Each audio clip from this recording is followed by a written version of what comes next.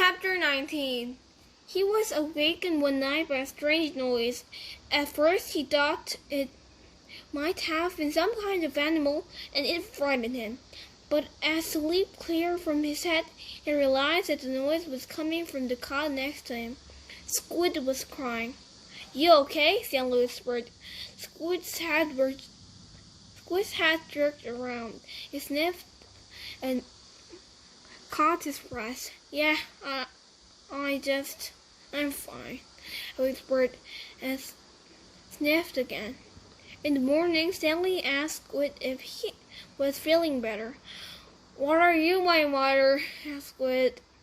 Stanley raised and lowered one shoulder. "I got allergies, okay?"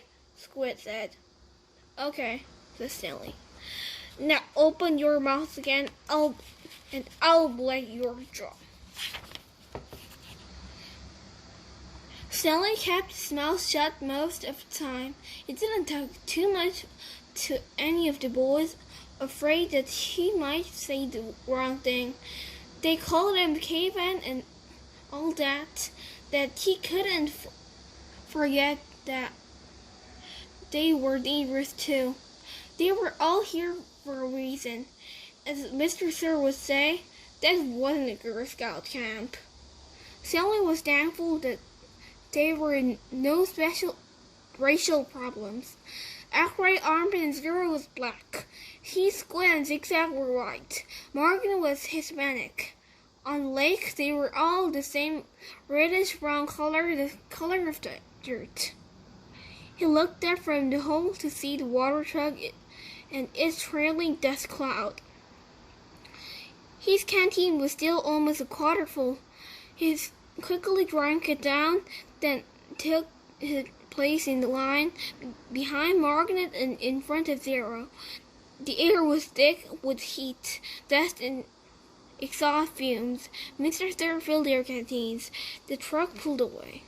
Stanley was back in his hole, shovel in hand, when he heard Margaret called out, "Anybody want some sunflower seeds?" Margaret was standing at ground level holding a sack of seeds. He popped a handful into his mouth, chewed and swallowed, shells and all.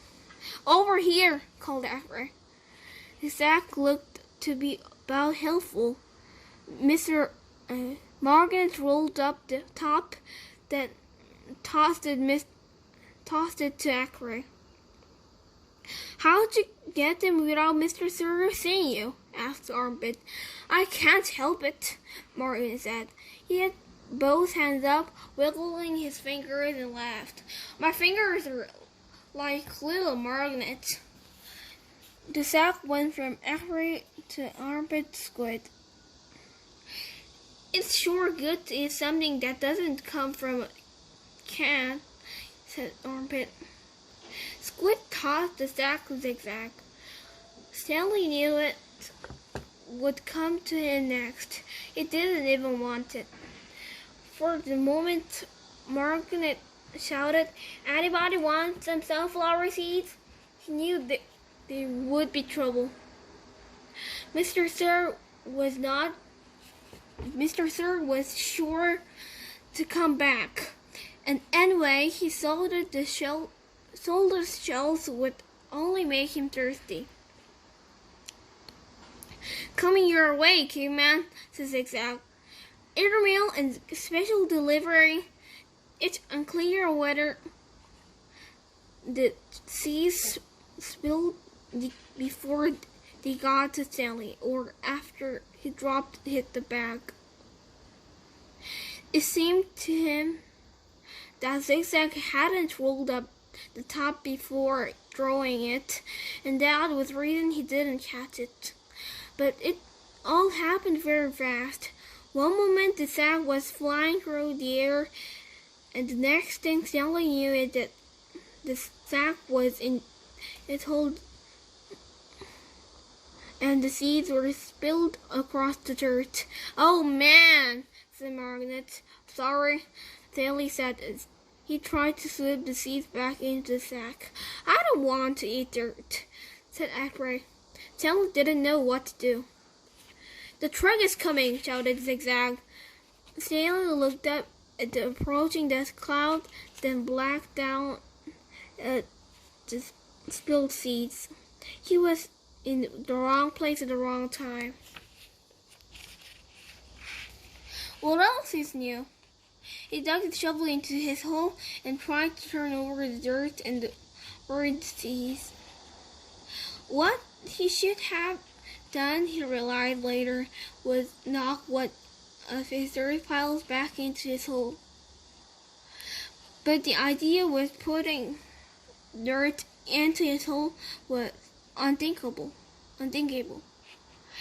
"Hello, Mr. Sir," said X-Ray. "Back so soon? It seems like you were just here," said Armpit. "Time flies when you are having fun," said Margaret. Stanley continued to turn the dirt over in his hole. "You Girl Scouts having a good time?" asked Mr. Sir. He moved from one hole to another. He kicked the dirt pile by Margaret's hole, then he moved towards Stanley. Stanley could see two seeds at the bottom of his hole. As he tried to cover them up, he unearthed the corner of the sack.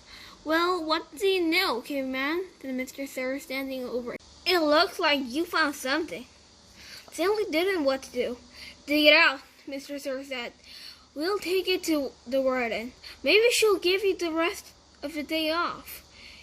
"It's not anything," Stanley muttered. "Let me the judge of that," said Mr. Sir. Stanley reached down and pulled up the empty burlap sack. He tried to hand it to Mr. Sir, but he wouldn't take it. "Tell me, caveman," said Mr. Sir, "how did my sack of sunflower seeds get in your hole?" "I stole it from your truck." "You did?"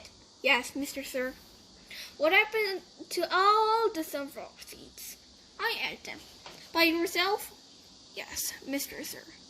"Hey, caveman!" shouted Armpit. How come you didn't share any with us?" "That's cold, man," said X-Ray. "I thought you were our friend," said Margaret. Mr. Sir looked around from one boy to another, then back to Stanley. "We'll see what the warden has to say about this. Let's go."